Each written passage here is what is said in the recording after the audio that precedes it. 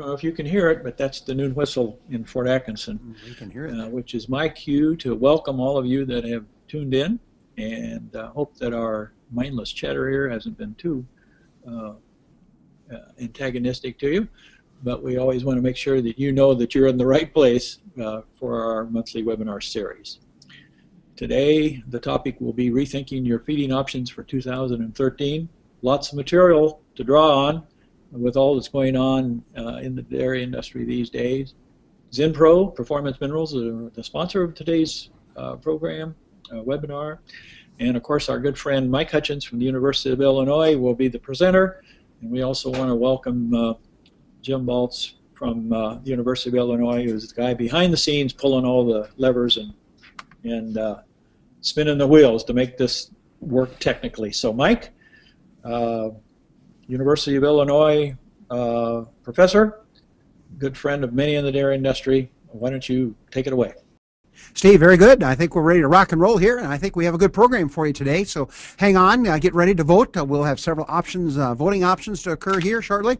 I, too, want to thank Forage Dairyman for the opportunity to be on the program and running the series, and, of course, our thanks to Zinpro for their sponsorship. Without that, we would not be able to run. So let's go ahead and take a look. I think what's happening in everybody's mind on the dairy sector is how do you make a dollar?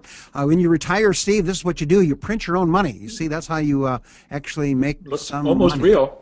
It's almost real, but we'll move on. Notice it says 100 pounds. I don't want the Treasury coming after me at this point. But certainly, how can we try to maintain profit potential in our dairy operation? What are we going to do in the next 45 minutes? We're going to talk about a quick look at the dairy outlook at 2012, 2013. A golden rule that I think is really important here. Feeding economics for 2012 and 13, and then 5 strategies that I think we should be thinking about as we move into this rather challenging feeding period. So let's talk about profitability in 2012 and 2013. And we have our first vote that's coming up. So Jim, if you want to turn to the polling, the question is, our listeners, and we have nearly 50 of you now online, what will be the most important factor in 2012, 2013? These are all good answers, by the way. Price of milk may increase 10%. Do you think that's the most important factor? Price of corn will drop below $8 a bushel. By the way, it's down to about $7.46 this weekend here in Illinois. Price of soybean meal dropping down below $500. The good news, it has dropped down, at least here in Illinois, around $4.60. Less ethanol production and less DDGs will be available. How many think that'll be important? And then the amount of milk will drop here in the U.S. So let's go ahead and vote. And right now we're up to 15%. And let's not dilly-dally. Let's get you voting here. And it's kind of interesting to me kind of what your thinking is. A lot of my questions kind of capture the thought process of those of you that are online at this point. We must have a lot of Democrats online because they're really voting slow. I tell you, after that debate, we're going slow at this point. But some of them are voting more than once, so that explains well, that. That's the Chicago thing. Vote early, vote Chicago. often. Right. Steve, you're right.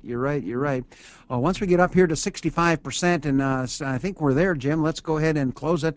We give you way too much time here. We're going to show you what everybody's thinking out there at this point. And you can see the popular answer is price of milk may increase 10%. You bet it's going to do that. No question. At least if Chicago Mercantile is right.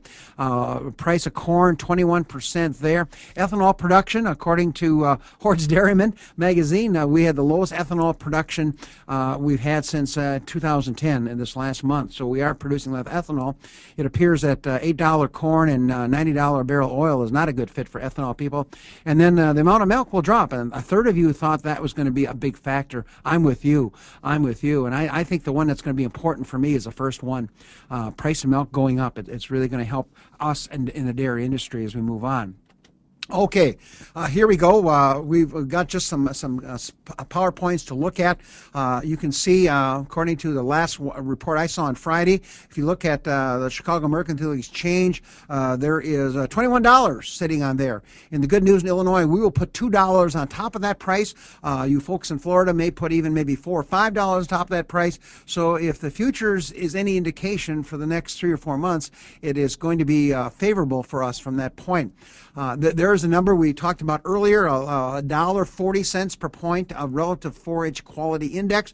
Dr. Undersander will spend a little more time on that on November's webinar as far as that goes, but it says if you've got 200 relative forage quality, and Steve Expo always has a forage judging forage event down there, there is 260, 280 usually sitting there, just amazing forage quality. But if it's 200, you can see that'd be $280 a ton for easy math as far as that from that aspect there. We were on a dairy farm in Illinois, and that owner had locked in his hay from Kansas at 310 a ton, and he's got it locked in for the whole year, and he's got possession of it. Already covered some of the other material there. Milk supply, the word is, Steve, we're hearing tough in California. Really tough going in California in terms of performance, and we're just hearing the credit Lots is of going bankruptcies predicted out there, and also in New Mexico and some in Idaho. Pretty serious conditions. Yeah, and I guess what we're hearing is getting money to buy feed. The banks are just being pretty tight with the credit lines at this point. So we move on. Well, here's my golden rule, and I think it's important because I always argue never give up milk production or milk components. And here's a very simple little calculation with today's feed prices. A pound of dry matter will cost you somewhere around 15 cents, depending where you're living. California, it's probably going to be more like 17 or 18 cents. Here in the Midwest, we're probably as cheap as anybody, Steve, in that 15-cent range there. If milk is worth 20 cents a pound, we just argued that price of milk is going to even be higher than that. The thumb rule is good cows, if you look at the energy, the nutrients in that last pound of dry matter, would drive about 2 pounds of milk. And so it simply says that if I can put 15 cents into the front end of the cow and capture 40 cents in terms of milk production, that number actually is a little conservative right now. That's 25 cents profit. And I'll trade that all day. Now, I get criticized, Steve, from time to time saying, well, Hutchins, that's part of the problem. You create surplus milk. And my answer is I can't control what happens in California or New Zealand. They all impact the world milk market. All I can do is impact what happens on my farm here in Illinois or Wisconsin.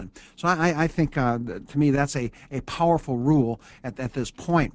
Now, here are some numbers, and we're not going to run through this today. In fact, you're going to find today's webinar is going to have lots of PowerPoints that we're never going to touch on very much. But I'm simply saying, if the price of milk goes up or down, or the price of feed goes up, no new NRC comes out. These numbers do not change. And so these are the numbers we're targeting. You'll notice metabolizable protein, you meet requirements. That means you've got to have a model. You just have to have a software program that estimates what the rumen microbes are going to do. To me, you've got to meet metabolizable protein requirements for the cows. Then you can look at your starches, and of course, corn catches a lot of a flack at this point, but certainly sugar. We saw at our last webinar, some of our corn silage is going to be very high in sugar this year. There's our fiber numbers and our oil numbers at the bottom. And so these numbers do not change, Steve, as we move on. And second of all, if you're going to make a change on the farm, then listen to the cows. Cows will tell you if you made the right decisions. And here are things I look at as MUNS, manure score, body condition score. That's a little longer term process as far as that goes. Most of our DHI centers and software programs have something called management level milk or 150-day milk. That's a useful number to follow when you make changes. Every day we sell our product to our milk co-ops and factories. You're going to get butterfat milk protein tests. And certainly if the cow changes in dry matter intake, she's sending us a message. So if you make a change, because you're going to try to enhance my golden rule, then be watching what the cows do and tell us and work off of. So let's get into these strategies, and you're going to see different strategies pop up. We got 5 of them for you here today in today's webinar. The first one looking at feed costs in 2012. You could argue 2013, but the prices we're using, actually, you'll see up here, are going to be September. So here we get a chance to vote. Okay, what are you thinking? If you are working with dairy farmers, or if you are a dairy farmer, which one of these do you feel is the most important economic metric to work off of? So we'll open up the polls right now, and we've got a 3% vote in at this point. Your choices are income over feed costs, feed efficiency, feed cost per pound or kilogram of dry matter. At this point, for our European colleagues that are online and from other countries, we're one of the few metric people left in the world. I think we're behind the schedule, but that's okay. Feed cost per 100 pounds of milk or per 45 kilograms of milk, and then feed cost per cow. And so we've got almost, we're voting quicker now. We're catching on to this. Very good. We're getting up. We're only going to give you 45 seconds here. Voting fast today. Great. We're voting fast. We're up to 80% in 45 seconds. Let's close her off, Jim. And let's see what the people have told me. All these are good answers, by the way. You can see that the most popular answer is going to be income over feed cost. 62% of you went there. 17% went feed efficiency. Another 17% looked at cost per 100 pounds of milk, and then feed cost per cow. I'm a little surprised with the answers, but we'll move on. We'll move on. The one I like is feed efficiency. Now, some of you know me, and you know I'm very biased as we move on. So let's look at what these metrics do for me. I think we talked about these back in July briefly, Steve, but let's just review them very, very briefly here. You can see each of these captures something else. So feed cost per day doesn't tell me much. Feed cost per pound of milk really reflects on milk yield and shrink and feed cost. I love feed cost per pound of dry matter. I think it's very powerful. It tells me what are you doing for purchase feed costs or feed additives. What are you doing for forage program out there? I think that's going to be a powerful number as we look down in the future. Income over feed cost reflects profitability, and how can you argue with that one at this point? But all I know, Steve, in the next 2 months, that Illinois income over feed cost is going to go up $2 a hundred. And if I look at my dairyman eye to eye and I said, well, what did you do to earn that extra $2 income over feed cost? What did you do on your farm? What did you change to make that happen? And the answer is, well, it just depends on how many California dairymen got out of business and what's happening in the world area. I like feed efficiency because it actually asks your cow how good is she converting dry matter to milk. So let's give you some benchmark numbers. Steve will not walk through these. These are the numbers that I use in these calculations. They are very Illinois-ish for September. I know it's October now. These are September feed prices. We always lag a little bit. These are the prices I put in. Next, we'll look at this magic 50-pound dry matter diet for cows here in the Midwest. A lot of cows averaging, in the 50 pounds of dry matter. You can see my forages. So I've got a cost on forages, and that's catching everybody's eye.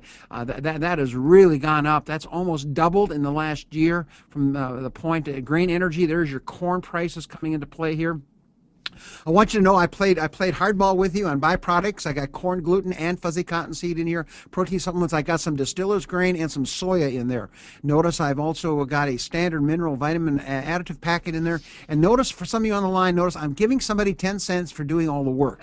This could be your nutrition consultant. It could be your feed company. It could be sitting in a markup in your feed.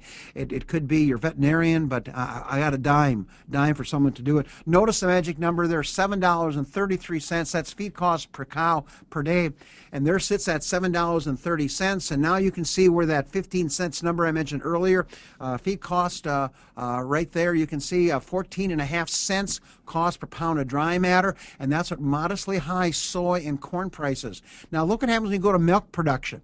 When I go to milk production, you can see what happens when you look at my feed cost per hundredweight. These higher producing herds at 80 pounds of milk will actually have $9 feed cost, over here at $10.50. So huge factor on milk yield. Remember we talked about never giving up milk? And then look at my feed efficiency down here. Notice a very nice number, 1.4 versus 1.6. Just remember that number because we're going to put a dollar sign on it. And here's my income over feed cost at $20 milk. And you can see here I've got $10. And Steve, that's kind of the number we need in Illinois to break even. So in other words, I need to have this $20 milk to cover all my fixed costs, my variable costs, my non-feed cost item. This person would actually be losing money in Illinois if these numbers are really hardwired from that aspect there. So some interesting benchmarks. So here's your take home. Look at you. If you can beat me at 15 cents a pound, if you can stay under $9.50 feed cost per hundredweight, if you can clear $10 income over feed cost, if your feed efficiency 1.5, hooray for you, then you're pretty well positioned and you can kind of fall asleep for the rest of this webinar. Now look at this difference on feed efficiency, Steve. If I go from a 1.3, which is pretty low actually, to 1.5, notice there's 7 pounds less dry matter. Excuse me, is that right? Yeah, 7 pounds, but look at the 60 cents right here, 45 cents here. That difference on 4 pounds of dry matter versus 3 pounds of dry matter. There are some significant dollars, and one of the criticisms I've heard given to me was, well, there's no dollar value on feed efficiency. And I would say, excuse me, there is dollar signs associated with feed efficiency, just like income over feed cost, just like feed cost per pound of dry matter. So there are some dollars there. Let's go then to feeding strategy number 2, feeding status on the farm, forage status on the farm. If I read this right, Jim, I'll get it right, and we'll get to vote again. So which forage strategy do you think is going to be most important with your clientele? And we have 70 voters now, so let's get on the stick here, you Republicans. Here's your chance to win. You can either buy drought-stressed corn. That window is probably gone at this point, although, Steve, you said they're still chopping corn up in Wisconsin a little bit.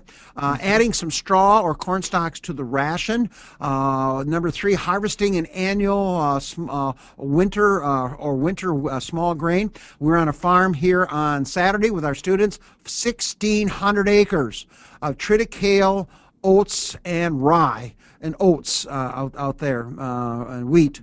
And a standing a foot tall. This is going to save this dairyman, this very big herd in Illinois. Cull cows or heifers, and then of course look at buying a forage extender. That could be fuzzy cottonseed, corn gluten feed, citrus pulp, beet pulp, soy hulls, almond hulls, and we're almost up there. We've got slower voting on this one. People started are out really slower, but now it's catching up. They're working pretty hard on this. We're at tough decision, maybe. Jim, let's wrap this dude up, or we're going to be in trouble here in a few minutes if we don't close the polls. Well, we don't have many Republican votes here. Only 67% came in. You can see a very interesting spread. The winning one was looking at annual winter and annual small grains in the fall. 40% said this is going to be important to us, and this is going to be a lifesaver down in central and southern Illinois. There is no question that word got out pretty quickly. Of course, it's too late to plant now. That's the problem. Most of these alternatives, 10% are going to look at straw corn stalks. We'll come back and visit that a bit later. Another 22% say culling cows and heifers. Notice the word heifers pop up there, and then looking at forage extenders. So interesting mix to see what strategies our listeners today are looking at out there on the conference call. Well, certainly this is the magic number. We figure for Holsteins, Steve, you got some jerseys. That number won't be quite that aggressive, but I figure about 30 pounds of dry matter for my cow. This is based on 28 pounds actually consumed. So I've got shrink. So I got a 5 or 7% shrink in there. That might be wistful thinking for some of our forages. When you start seeing those round bales sitting out in the fields right now, I'm a little nervous that shrink number is going to be too low. That includes the dry cows. That's about 5.5 tons. 5.5 tons. If you put replacement heifers, and most of my farms in Illinois and Wisconsin here in the Midwest are going to have their own replacements on the farm, add another 30%. So I need about 7 tons of forage dry matter per animal unit. That's defined as a cow and her replacement heifer. So now very quickly you can go in and say, well, I've got 100 cows. I need 700 tons of forage on my farm until the next crop, which probably will be first crop for some people. For some of us in Illinois, that'll be winter wheat. That'll be coming in at this point. So what if you're short? What if you're short? Well, the good news was in August, go out and plant something. And the magic word there was oats and peas or triticale or wheat. We had to be careful in Illinois because of the Hessian fly problem with wheat as far as that goes. But there's not much, I think, October, Steve, that you and I can plant right now that's really going to give us much growth. In fact, we're hoping for some of this warm weather this next week coming in Illinois to push these cereal grains to grow because we're going to have some moisture. Number 2, we can target some cull cows.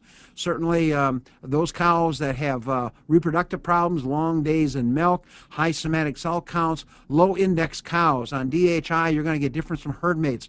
Boy, any cow that's 2,000 pounds below herd mates, you really got to look at her with a jaundiced eye and say, girl, are you really worthwhile hanging around at this point? So certainly judicious culling, and that's where some of you voted that pretty high. Selling off the bottom end of heifers. We just got a newsletter that came in on Friday, and heifers are selling for around $1,500, depending if you go to Texas, you go to Washington, if you go to Kentucky. $1,500 will get you lots of heifers. And according to Wisconsin, if you update their budgets, about $1,700 to raise a heifer. So it's not a profit center. And so maybe getting rid of that. And in our class, we're talking now about genetics. And we here at the U of I, every one of our heifers are genomically tested.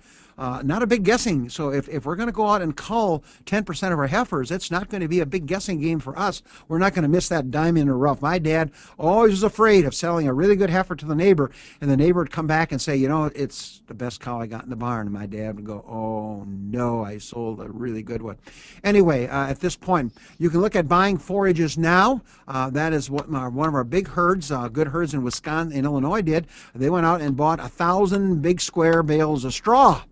And I talked to him, and he said, well, they're going to have to eat something in January and February at this point. And then, of course, you can stretch it with byproduct feeds, but they're not giving them away anymore either. Those have got a little pricey as well. So where are we on these strategies if you're short on forages? So the take-home job, I think, as consultants and as extension co-workers, and that is our guys and gals should be calculating how much forage they have. Counting bales, looking at cubic feet. We know a cubic foot of silage should contain about 15 pounds of dry matter, depending on how well you packed it in your bags, your piles, or your bunkers out there as well. So certainly we got to be there. Let's talk briefly about straw and corn stalks and show you something you may want to think about out there on the farm. Notice they're not really fancy feed, not a real high protein. This one is screaming from some urea or slow release urea products, or several of those on the market, because we're not going to have much soluble protein sitting in. Lots and lots of fiber. We should see some pretty good manure scores coming out of here at this point. Notice the lignin. These are NRC numbers here. Notice the energy values are modestly low, and you can see energy values are quite low as well. So what are we going to do with these corn stalks and straw and corn cobs? You can put that on the list. Finding corn cobs, though, you almost need to have a seed corn company in your area to get the job done. Be well aware of what these products will do. High fiber, fill factors, which means these cows will eat less dry matter. Could be good news in some cases if you're looking at replacement heifers, and slow down digestion rates. So that's why we have some farmers feeding a pound of straw religiously to their cows. You're just trying to slow down that digestive tract to make that system actually work better. Be well aware that the nitrates will be in the corn stalks. So again, if you're going to grind these corn stalks and you're going to have to process these corn stalks, the nitrates will still be there. We talked about that earlier. I'm not sure it's a big problem, but just eyes wide open. This would be the level. Probably for lactating cows, I'd be under 3 pounds a day. But that's 10% of their forages. 10%. You can see of the ration, of the 10% of the forages, 5% of the ration. Jim Drakely's number says you can go as high as a third on dry cows and older heifers. Pat Hoffman said you can go 25 to 35% in heifer diets. So there's some real opportunities down here to maybe save some of that better quality forages for these dudes up here at this point. You're really going to have to process this, as you'll see here in just a minute, with some new research. We dug this out, and I've got the reference at the top for those of you who want to go read it. This is an excellent report. It's done with beef cattle, but it's a 2012 Nebraska Beef Cattle Report, pages 106 and 107. It's a shorter report, the Iowa one. What they did is they added 5% calcium oxide, also known as quicklime, to corn stover. Now, theirs they were taking out of the field fairly wet. You'll see in other situations we'll actually take the dry straw and corn stalks and we'll wet that. So we will take the calcium oxide, mix it with the straw or the corn stover, and then add the water, because chemically this stuff gets hot. More about that in a minute. This was the price quoted in the Nebraska paper. I was told by Illinois co-workers because of the demand this has gone up at this point, and it was a replacement for limestone. The calcium was coming in here. The cost to treat this was around $80 a ton. That's about 15. Stovers was priced in here at $60, $64 a ton. It's going to cost you about $10 or $15 for the chemical at this point, and another $10 or $15 for processing. You're going to grind this up. In Nebraska paper, they said the treatment is completed in 10 days. Illinois, 30 days. Illinois is going to cheat that down to 10 days. More about that in just a minute. What do they see? Well, here's the biggie. Improved digestibility compared to the untreated corn silage by about 12.5 to 13%. For you Wisconsin guys, just think TDN. That's almost like increasing the TDN by 12 or 13 units. So remember that 40% TDN we had there, 45, 46, that becomes mid-50s. And that becomes almost grass-like. Notice the cattle perform well. And look at the take-home message there. These steers actually had a profit of about $36 $6 more when corn was priced at $6 a bushel when we used this information. The really long report is you'll find from Iowa State University Animal Industry Report in 2011. A nice 6 or 7 page report. And again, we could put that, I guess we could load those up, couldn't we, Jim? Not easily. We can't do that for you. Anyway, you'll be able to find those reports there. And they treated with 5% stover with calcium oxide. By the way, Nebraska used straw and corn stalks. In the winter was straw. Straw was the winner. But again, and this made up 20% of the ration dry matter. That's what your dry cows and milk and heifers might be looking at. But you can see a significant improvement in dry matter digestibility. This is ration digestibility. You can see we moved the fiber digestibility up. The ADF fiber digestibility went up, so we just got that fiber more digestible. So this chemical reaction literally tears up those fiber structures. So I talked to the grad student who did this work on Saturday here in Illinois, and basically what they did, and their research is just being completed right now. They'd had steers as well, no dairy cattle, 10 days. So they had bagged some, but the bag went south. It didn't preserve very well, and so they literally were just about 10 days, 2 weeks ahead of the feeding study. So they would treat this feed ahead of time. The feed will get warm. He estimated they did not have thermometers in there, about 110 degrees Fahrenheit. A pH went over 8. Now this could be important if you think about acidosis in lactating dairy cows or in steer diets. So this is an alkaline type feed, and maybe one reason why it didn't preserve well in our bags here at this point. And they would actually treat the feed. They would mix the calcium oxide to it and then add the water to allow the chemical reaction to occur. So again, something to think about to make, as we jokingly call this, making a silk purse out of a sow's ear. So taking something that's pretty plain out there and making it better. This is not new science. You can also use sodium hydroxide, ammonium hydroxide, calcium hydroxide. Those are pretty caustic type material. This is a little bit safer product to deal with out there on the dairy farm. Steve, we're going to go to strategy number 3. You knew this was coming, and that is, well, what are feed prices, and are there good buys out there? And let's kind of go through this. There are 2 programs we're going to show you.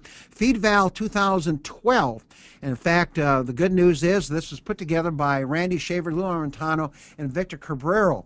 And it's a neat program. If you've not seen it, then Jim tells me you just can Google FeedVal 2012. We can also give you the website. Jim says you'll get it if you just put that in there. The website is a little bit longer, but there's a whole bunch of neat sheets there if you go looking. And if you hear rustling of the paper, I've got that website written down here someplace, and it's just a matter of my finding it. That website, if you're really going to go to it, it would be Dairy, DAIRYMGT, period, info, INFO/tool. And that'll get you there. That'll get you there as well. You can see what it does, and you put all your reference feeds in here, much like Sesame. This is very similar to Sesame. Some of you are aware of Sesame. We'll talk about that one in just a minute. Now notice up here we looked to make this solution. You can pick your nutrients. We used, or Jim did, crude protein, rumen undegradable protein, energy, starch, and lipid. Now you could put in lysine, methionine. You could put calcium and phosphorus in here. You can put in, there's about 10 or 12 different choices there that you can put in. And then you come down here and you can see in a matter of this spreadsheet, by the way, you have to run this on their spreadsheet. You cannot download the software program. So you register your name, and the price is right for a tight Dutchman. 0. This is a free program.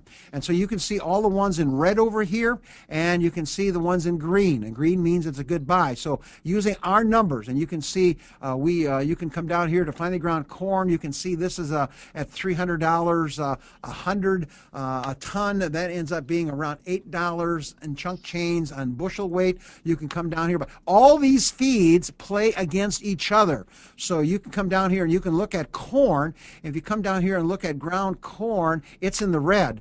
The computer said it's not a good buy. So what are you going to do about that? It said corn would have to get down to about using our feeds, $297 a hundred. So you can see pretty close to being green, but you can come down here and you can see the green ones, and you can read this. So you can read this at your leisure, but it's a nice tool.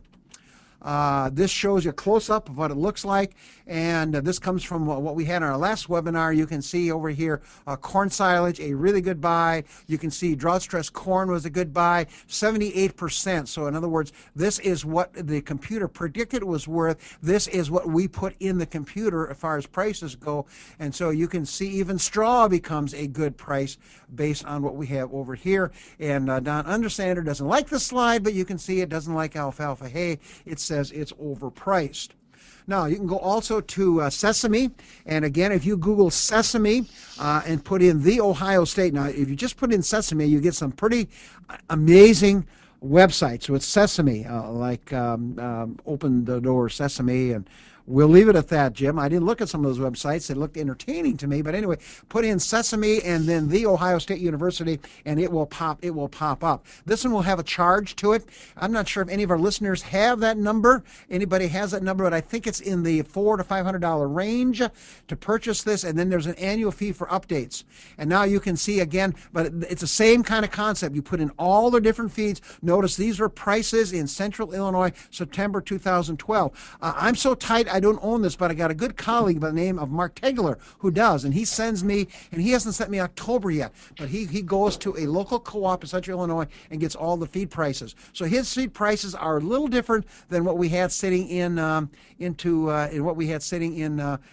Dairy Val. So what were the winners? The winners were corn silage.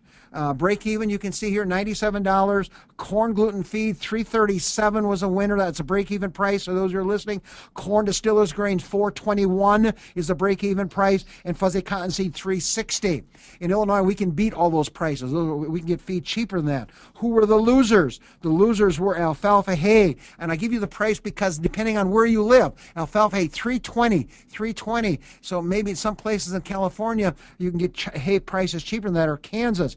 Cottonseed meal, $465. Fat, tallow, $1,094 a ton. Excuse me, the break even. The break even was $1,400. I'll get it right, Jim. I'm in the wrong line. $1,400 for that. Cottonseed was break even was $430. Let me go back. You saw the break even here on hay. Cottonseed meal, $430. Fat, $1,440. Wheat mids, $360. So basically, not good buys here in Illinois. Canola and beet pulp were pushes, meaning they were priced about what they're worth. And for those of you who are listening, the computer came up with $420 for canola meal and came up at $270 for beet pulp. So again, you can look at your local feed prices on that. So Jim, look at that. There they are. I forgot. I'm getting senile. Must be a senior moment. There they are. There they are. And again, if you put in just this information here, then this will be one of your choices. It's the number one choice. In fact, Victor Cabrero has got a number of spreadsheets, and he'll be on our webinar series here in 2013 talking about some of those. They're very, very, very well done. Here is the website for Google. You can Google it because I did this over the weekend to make sure it was working. There is the website, and there's an annual fee that you pay for it. I just think it's just excellent information to have, and you have choices out there at this point. Let's go then to strategy number 4, and that is what I call the 3 F's. Now, in college, that would not be a good start, Steve. I'm not sure if you had that problem in college, but 3 F's would not be a good start in grad school. My 3 F's are finding free feed. Isn't that wonderful? Finding, it sounds like the presidential debates. Everybody is going to find $5 trillion. It's just amazing to finding that. Steve, do you have a comment? No, I just said free feed sounds really good this year, so I'm anxious to find out how you're going to do it. Let's see where we're going to find the free feed. Well, certainly waybacks become a factor. And basically, we are telling our dairymen to go down to 1 or 2%. 1 or 2% waybacks. Normally that number is 2 to 4 to 5%. 2 to 4, 5%. So, if I go from 4%, which would be 2 pounds of dry matter, to 2%, that's a pound of dry matter. Remember, we just talked about that, Steve. That's 15 cents a day. So if I cut my waybacks back, I can probably find 15 or 20 cents right here, and that's free feed because normally that feed would end up going to steers or heifers or something like that. I've got a number of farmers that are going to empty bunk. It scares the daylights out of me. We can argue that a bit later. It simply says that if there's some timid heifer that doesn't get to the feed bunk and the the bunk is empty, then she doesn't eat. She doesn't eat. So certainly that scares me a little bit, especially with these cool weathers we had now. Cows are eating more feed with the cooler weather. We had frost down here in Champaign here this morning, and so I'm a little nervous about this one. Look at feed efficiency. To me, remember we found those 40 cents, those 50 cents. Again, this is going to take some work, you nutritionists, but you can see that if I can get my feed efficiency down here 1.5 and my whole herd, low groups at 1.2 to 1.3, high groups 1.7, it says my cows are giving more milk per unit of dry matter. So I've got some free feed in that sense of the word. Here's the big winner though, Steve, and that is looking for shrink. Looking for shrink, and we're looking for waste. Have you ever been on a farm, you look at the tires of the tractor, and they're loaded with fuzzy cottonseed. Spilling. People are spilling, dropping feed into their mixer units, or when they're facing their bunkers. Wind. We were on Saturday, we were out on a farm, and the wind was blowing 15 miles an hour, and we have corn now in Champaign that came from McLean County. I'm convinced it was blowing. Big problem in the barn we were in, these blackbirds. He had hundreds of them in his barns. This is a huge problem in Illinois. Birds, and is this our picture, Jim? Jim, this is one of our pictures here. You probably heard about the accident in one of the European countries at starlings. That was good news. The fewer starlings that are around, the better off. That should give me some PETA hate mail. Certainly rain damage would be another factor here. And then accurate mixing. The farm we were at on Saturday, they pay a bonus to the young man that was doing the mixing. And if he's within 5% when he drops his feed in, he gets a bonus for being that close on mixing. Again, we mix the feed incorrectly. We have what we call shrink. So certainly we now can look at inventory changes, and a number of our TMR mixers now have ways to capture what's going in there in the feeding program. So certainly this is what I call free feed. So can we find any of that free feed on your farm and get the job done? So here are some things that we saw coming from the beef people. This is the time to put bonnets on round bales. A plastic bonnet ties down on the round bale. The other word was, the beef guys put it on a wood pallet. Put these outside, these round bales that are sitting outside this building on a wooden pallet, because the water will wick up into those bales at this point. If you've got hay outside, put a tarp on outside, and ideally have that hay on stone. Again, trying to break that moisture movement so we don't get that bottom 4 or 5 inches of rotten feed as far as that goes. Keep an eye on these silage bags and bunkers to make sure you repair any plastic holes in here, and to keep them covered as long as you can. I was on a farm several months ago in which the guy was strategically cutting a silo bags so that he could actually lay down the top of the bag and kind of close off the front of the bag to reduce some of the exposure to that feed from moisture or from rain or from snow wherever it's possible at this point. So again, part of the 3F program, trying to save some of that feed. The last one is going to be controlling risk out there on the dairy farm. And again, let's take a look and see. I think we're going to vote. And so, again, this will be our last chance for our people to vote. I think, Jim, if my memory is right, this is our last polling booth. What do you think is going to be the greatest risk with corn grain or corn silage in your area of the country, or in your part of the United States, or if you're in a foreign country? We're looking at aflatoxin. We're looking at mycotoxins. We're looking at yeast. We're looking at molds. We're looking at nitrates. So it's open right now. We've got lots of voting going on here very quickly. Votes are coming in very fast this time. Yep, we're up at coming fast, so people must have made some eliminations here pretty Thinking quickly. about what their problems are. Yeah, it kind of already reflects what's going on. I find the polls, Steve, very interesting, because that's where I kind of learn. I get a chance now. There's 84 of you that are potentially voters here. Jim, let's go ahead and close that on off. I think all our Republicans have voted at this point. And you can see an interesting split. You can see about a third of the people saying aflatoxin, about a third of them saying mycotoxins, 2% said yeast. That could be interesting. Molds, another 11%. It's interesting, Jim. We saw combines taking corn out of the fields, and it looked like the combines were on fire. Just a cloud of black dust, and it's mold. And nitrates sitting at 23%. So my vote, Jim, Steve, do you want to vote on this? Do you have a favorite one? Well, we sure have been hearing a lot about aflatoxins. Yeah, that would be the one in central and southern Illinois that would get your attention right now. So let's take a look and see what we have here. Let's talk a little about aflatoxin. A couple of you may have been on our August 27th one. You're going to see a couple of PowerPoints, but we've updated. Jim actually did all the hard work here. What is aflatoxin? Basically, it's produced by mold. It's a cancer-causing agent. The government has a limit on this. And if you're into colors and molds, there it is. If you're into colors and molds, there's where we're at. FDA has indicated that when a milk is over 0.5 parts per billion, that it cannot be used for human consumption. And we've got a problem in Illinois. Steve, you might have a problem in Wisconsin once you start getting into these corns. I guys are now feeding that corn silage. The problem is that our lactating cows excrete 1 to 2, and I've seen some research saying 3% of the aflatoxin can end up in the milk, or metabolites end up in the milk that shows up on the test. And now you can see that if it's over 20 parts per billion, 2% of 20 parts per billion is 0.4 parts per billion. You see, you can get there pretty fast. Here are the magic numbers for those of you that haven't seen them for lactating dairy cows, for basically for breeding stock. This would be for heifers, for dry cows. You can see that number goes up to 100 parts per billion. I would not feed it to my dry cows. I would not feed it to my pregnant heifers either, because I'm just cautious. I don't need to have anything happen. You can see our beef steers become garbage cans, and that's where some of this feed is going to end up going. Jim found this. This is from Rock River. This is on their website that you can download. Jim, is that correct? You can download this. He's looking at me. If you Google Rock River. And so what you can actually do is if you've got your feeds tested, you can see an example here. This is the concentration. And you can see when you look at here is the calculation in green, in the green cell here.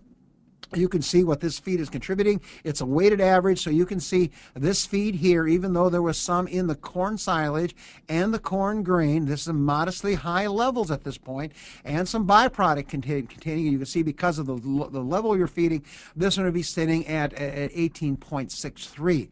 So we expect to find in your milk, and that's what our major co-op is doing. Every load of milk is being checked. And once you start seeing this number at 0.3, it's time to do something and try to figure out, excuse me, what's going on. I think we'll be okay. Steve, you should be warming up. You should be. I understand, Mike, and maybe you can elaborate on here in a second. That certainly your Prairie Farms Co-op down there, which takes a lot of milk from across Illinois and Iowa. This has been a big concern to them. And also another thing you might want to address here, and perhaps you'll plan to do it later, is what the implications are for distillers' grains. Any corn that we hear instances of corn being diverted from the river too high to ship down the river, and being diverted back to an ethanol plant someplace like that. So are you back with us?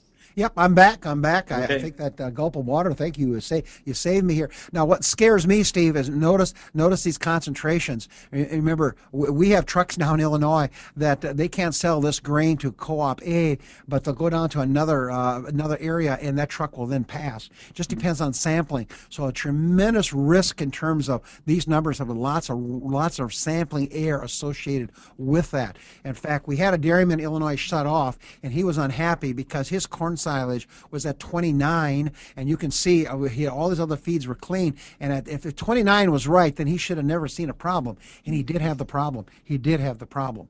So again, a nice tool, and again, go to Rock River and you'll find that on their website.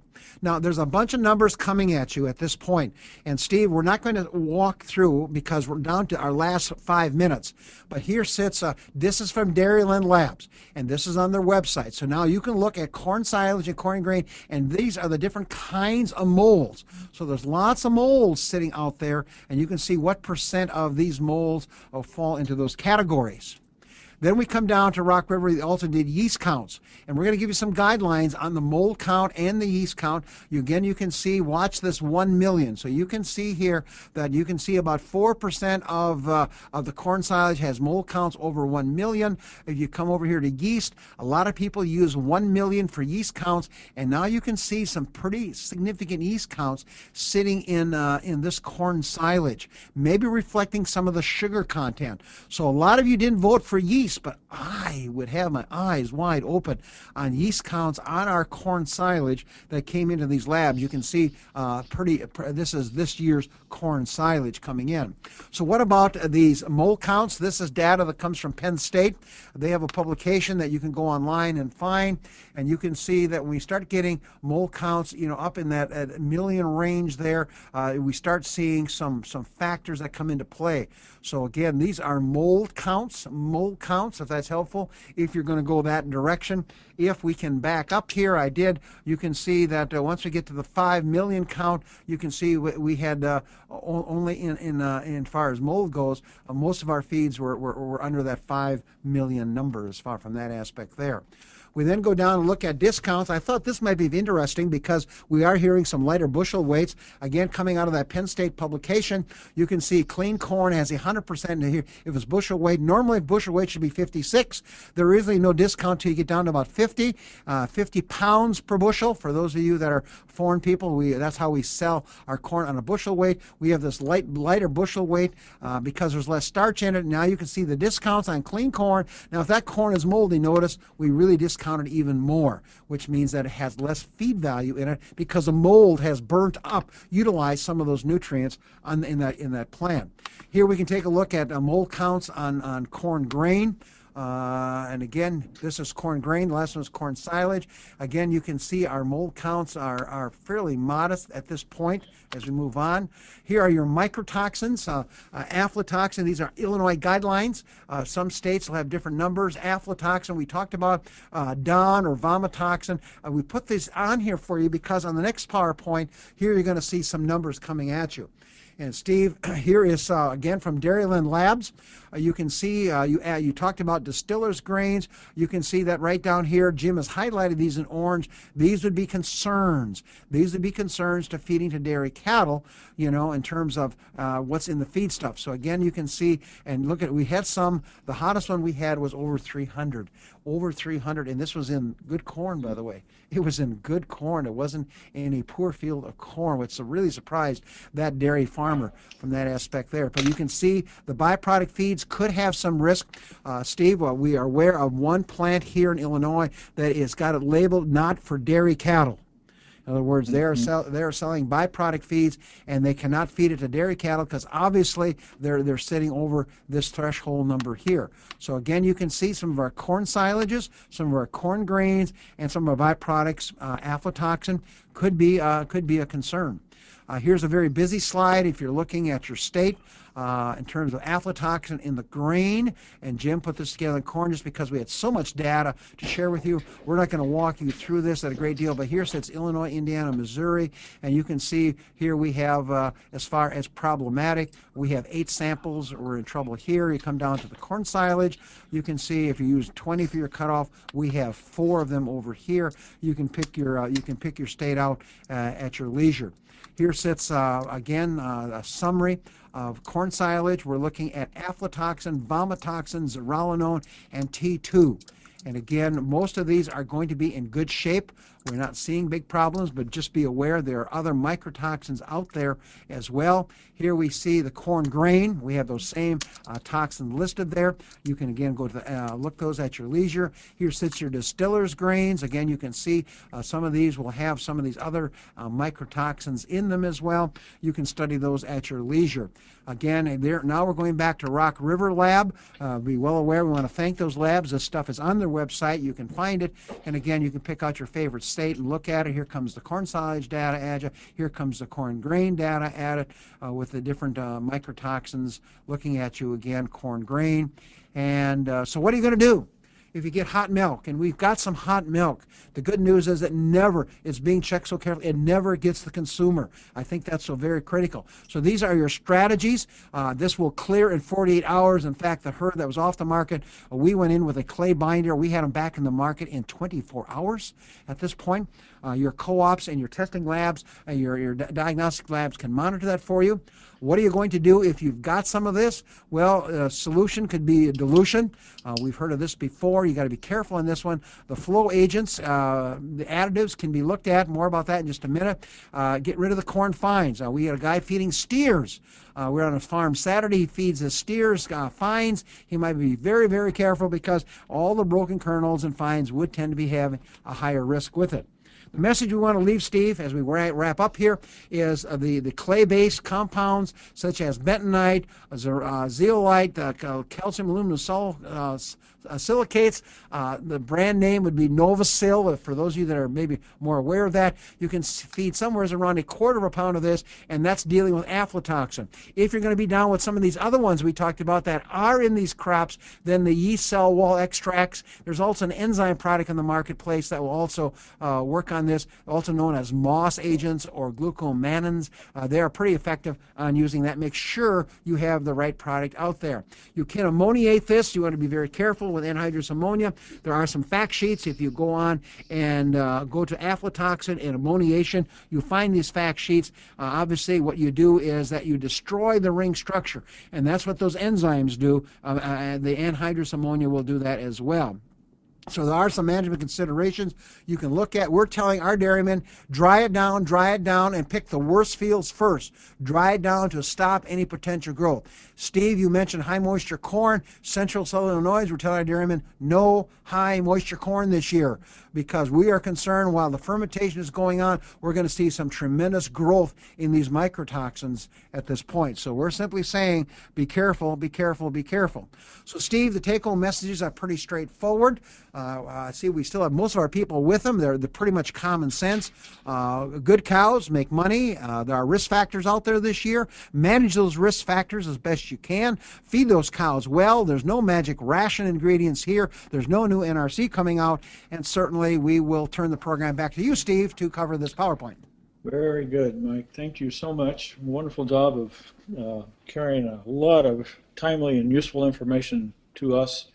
And staying pretty much right on schedule too. We sure appreciate that, and we'll let you catch your breath here while I make a few announcements, and then we have some questions that have been submitted and some comments, and we'll get back to those very shortly. There's a reminder for all of you that are with us that the next webinar will be November 12th, sorting through our cropping strategies. The well-known agronomist, forage specialist Dan Undersander at the University of Wisconsin in Madison. That's going to be brought to us by Marielle. And then looking further ahead, consistent, efficient TMR feeding, Tom Olberg with Diamond V. And the sponsor of that webinar is Kuhn International. Just want to remind you, the listeners out there, as always, these webinars are being recorded and they are available on our archives at forage.com. You just go to the webinar section of our home page, click on that, and you'll see a listing of all of the 20-some that we've had now, actually, since we began this program series in January of 2011. We've had some 12,000 or more visitors to our website to view the webinars that are have been archived, and there of course is no cost for that also. You attendees will be sent a follow-up email with a short 6-question survey here in a few days, and we encourage you to respond to that quick survey and help us plan our future webinars and make sure that they fit you, both in terms of your schedule and your interests and so forth. And I tell people that it's kind of a fun survey to do. We all get surveyed to death, but in this case, as soon as you vote, indicate your preference on one of the 6 questions, you find out how everybody else voted too. So instantly, you'll learn whether other people are of the same frame of mind. Again, Mike, thank you so much for Rethinking Your Feeding Options here, the webinar that you just presented us. Zenpro was the sponsor, and we appreciate that. And Mike, let's see if there have some questions or some comments that you can respond to. Yeah, we sure do, Steve. And again, I want to thank both Forage Dairyman, Steve, you and Patty and Lucas for all their hard work. Jim Bolts, thank you for being the guy on the spot here. And of course, Zenpro for letting it all happen.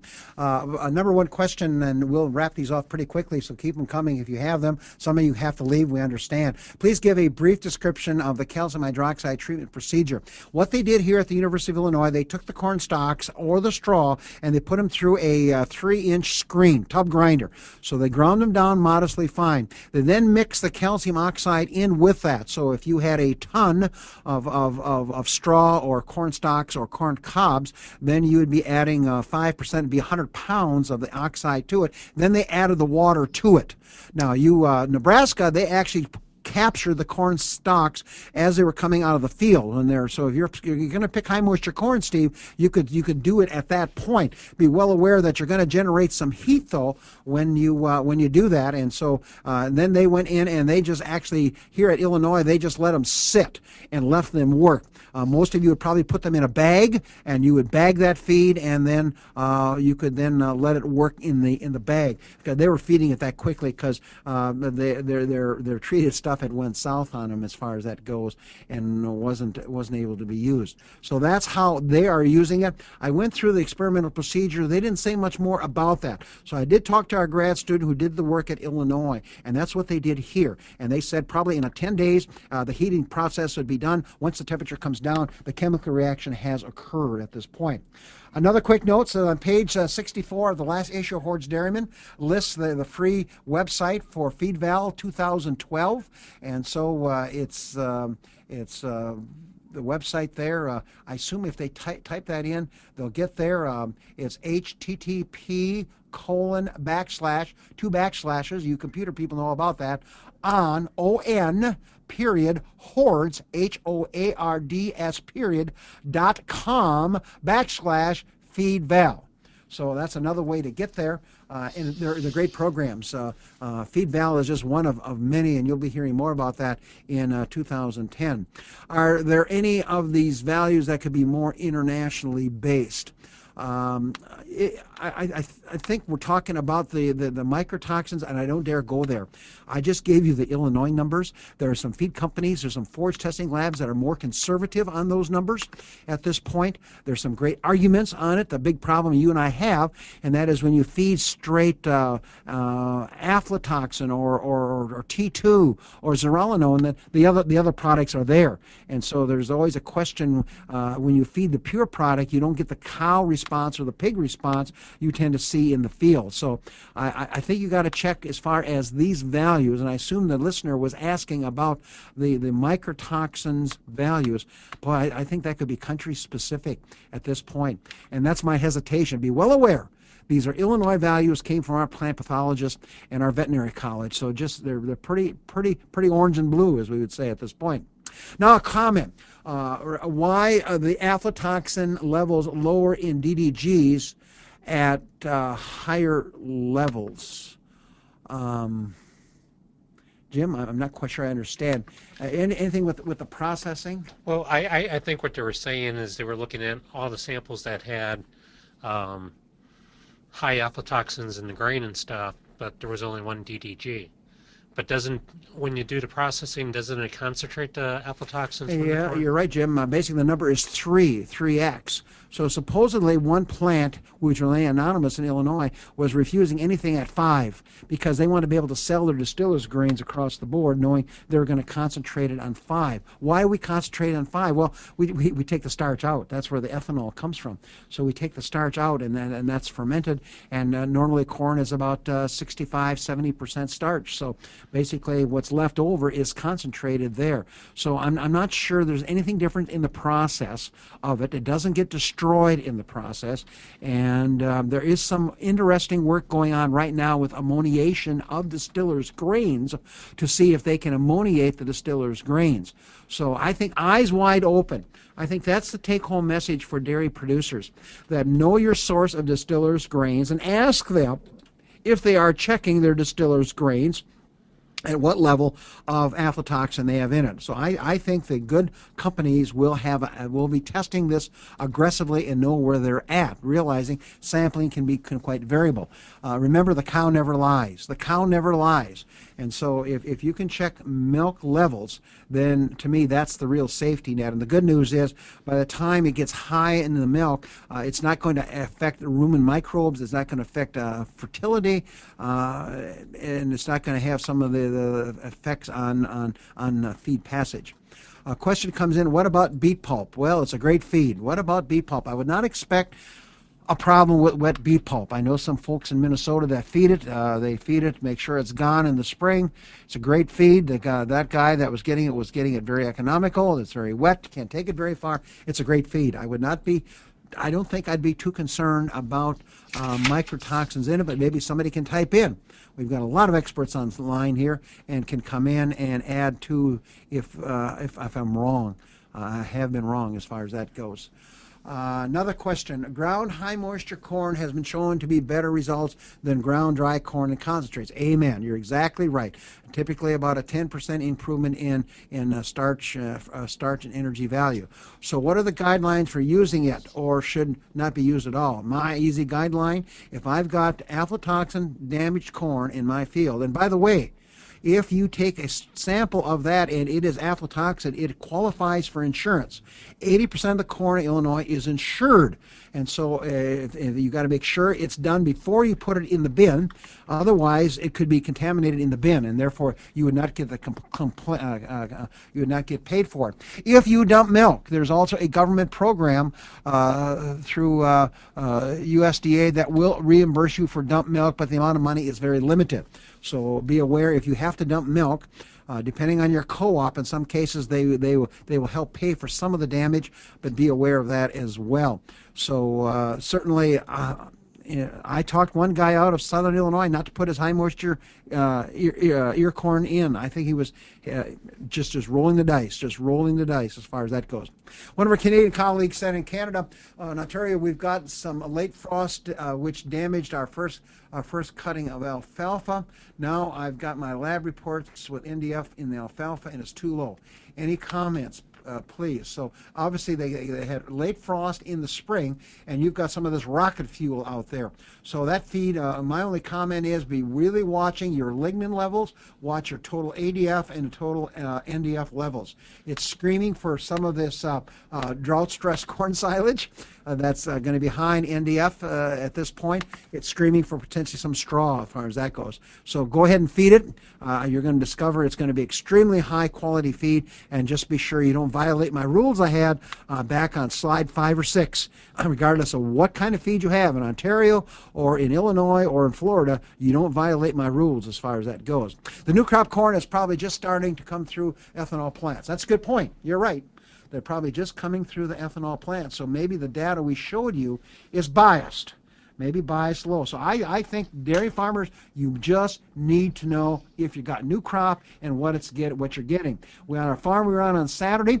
This herd here has basically corn gluten feed, and they've got 9 bags of it loaded up from last spring. So obviously they're going to be in good shape. His question is, what about this year's wet corn gluten? And the answer is eyes wide open. Eyes wide open. Any suggestions for dealing with poor quality haylage, high in fiber, that would be economical? And the answer is, I think you're going to treat it a little bit like straw. That's my approach on it. If you've got some of these high NDF alfalfas due to frost damage, which means you may have stunted the plant because of rain damage, I wish. Rain damage. We had some people that literally waited for fields that were turning purple. And then once the rains came in August, they cut it because they wanted the plant to come. Don Undersander will tell you that they didn't have to cut it, but we'll leave it at that. But if you did cut some of that stuff and picked it up, that's going to be some pretty woody material if it was purple. The fields were purple at this point. And so the answer is you can't fool the cows. And so I would handle it much like straw-like, meaning you might have room for 4 or 5 pounds of dry matter in the ration, depending what else you've got there. If you've got drought-stressed corn, there's room for less of it in the ration at this point. The point is it's going to have a relative feed value perhaps of 100, 110. Remember, it's still worth $140 a ton to somebody. And so you may even look at selling it. Me even looking at selling it. The farm I was at on Saturday, he wanted to cry. His soybeans, they harvest them all because they're in pod stage. They were never going to set seed, and so he baled that up as wet bales, and he sold some of it. So that's going to be worth the same value as high quality alfalfa. It was 21% protein. Dave Fisher told him to go ahead and bale it. He did, and it's got 21% protein. That's going to be some very good stuff. Well, Jim points out we're out of time. We're out of questions. It's 1:03. Well, we're going to sign off. Steve? Okay. Mike, again, thanks so much for a fine job again. We appreciate your participation. We thank ZinPro. We also thank you, Jim Baltz, down there at the University of Illinois, for your technical support. And we thank all of you who listened in today, and we hope you'll be back with us on November 12th. Dan Undersander from the University of Wisconsin will be talking on sorting through our cropping strategies, and Muriel with their Best in Class Dairies program will be the sponsor of that. So long, everyone. Thanks again.